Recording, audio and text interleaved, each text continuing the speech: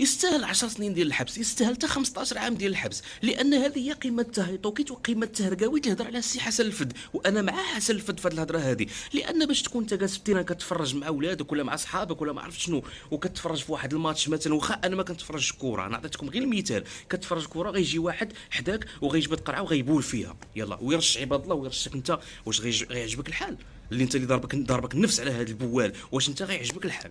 بيان سور ما غيعجبكش الحال الا في حاله وحده، الا كنتي موسخ ومقلق وهرقاوي هيطوكي بحالك بحالو، تما غيعجبك الحال. اذا انا كاين شي مرات كنشوف الحبس ما نتمنى حتى شي واحد، ولكن في بعض الاحيان الحبس كيكون هو الحل. وهذا من يعطيو 10 سنين مزيان، لان هذاك رؤوف الجزائري اللي جاو بال هنايا في تيران عندنا حنا في الرباط، شحال عطاو؟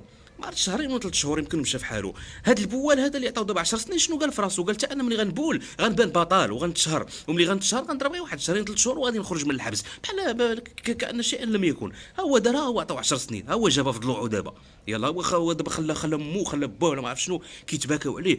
هذا خصو باش يكون عبره لكل من سولت له نفسه انه يدير بحاله يجبد قرعه واحد النهار ويبول، لان هذا كل ما تشدش في الحبس.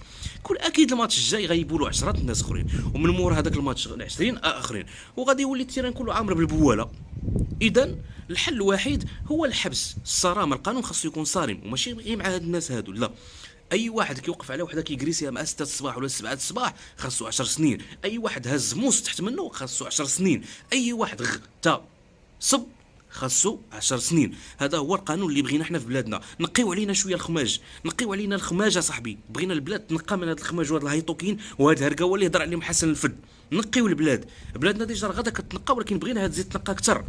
بغينا ماشي ما كنهضرش على المونديال، انا ما عندي حتى شي علاقه بكره وما باغيش المونديال اصلا، ولكن انا كنهضر من القدام مستقبلا، بلادنا خاصها تبقى ديما نقيه. السلام عليكم.